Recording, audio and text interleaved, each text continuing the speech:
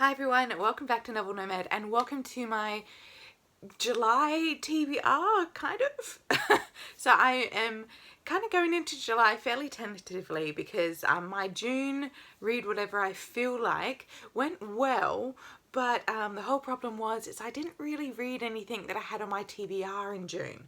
So there was that. So I had a few books and it was really hard to actually get to read those books because I was always being distracted by lots of other lovely fun reads.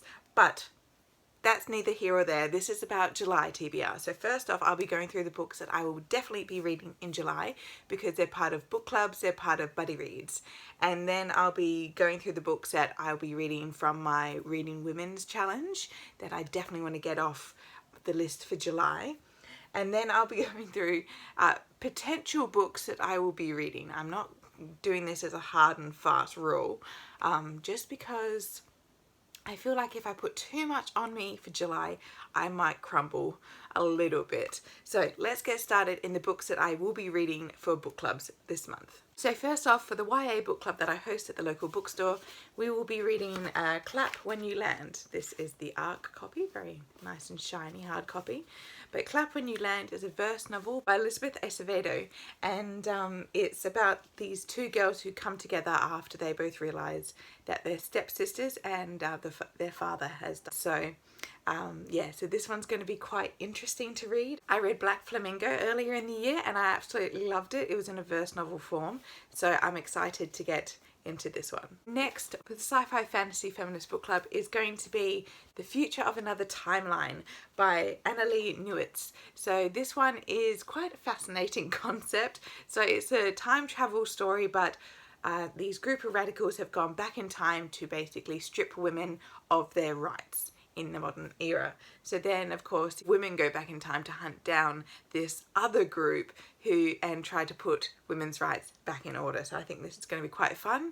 I haven't read too many in the way of a time travel novel, but this does look very fascinating. For my breakfast book club, we will be reading 9 Perfect Strangers by Liane Moriarty. That is the Liane Moriarty of Big Little Lies.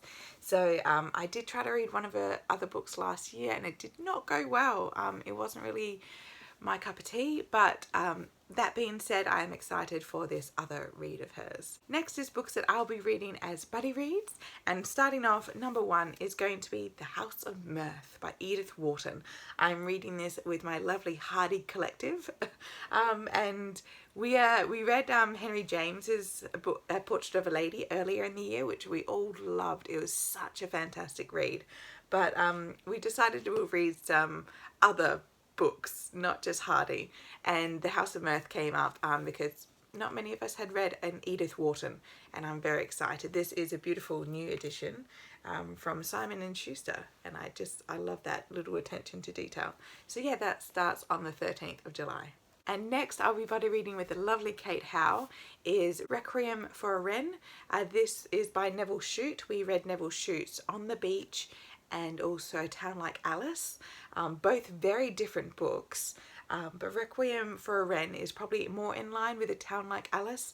It's basically a man comes back after the war and discovers that his parents' housemate is dead, and that's kind of wrapped up into the deaths of his brother and sister-in-law, or brother's fiance, and so it's all a bit of a murder mystery one as well, but all based in what happened during the war. So this sounds very, very good and very, very up my alley.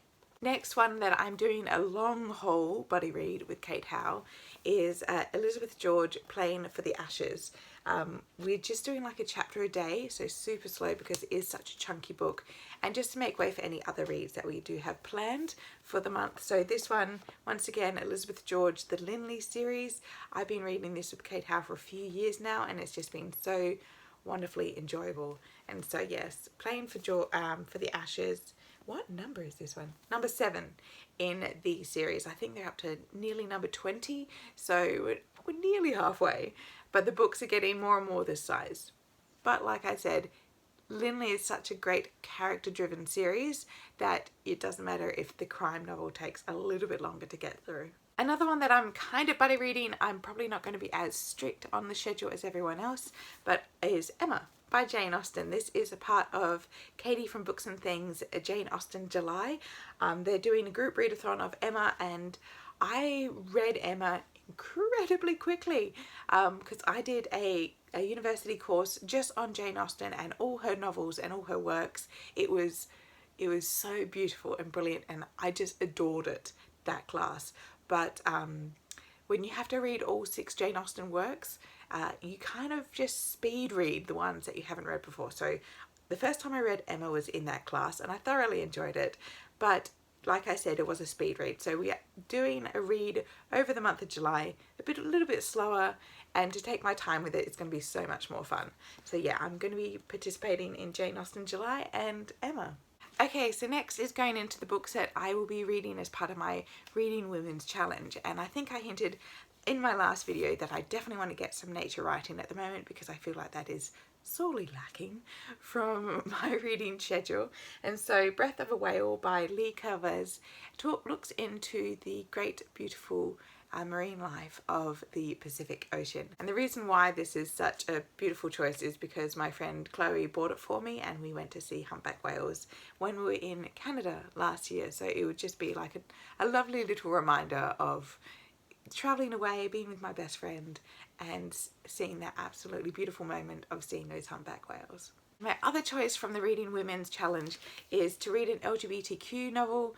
This is a YA LGBTQ author and novel called Kings, Queens and In-Betweens by Tanya Boteju.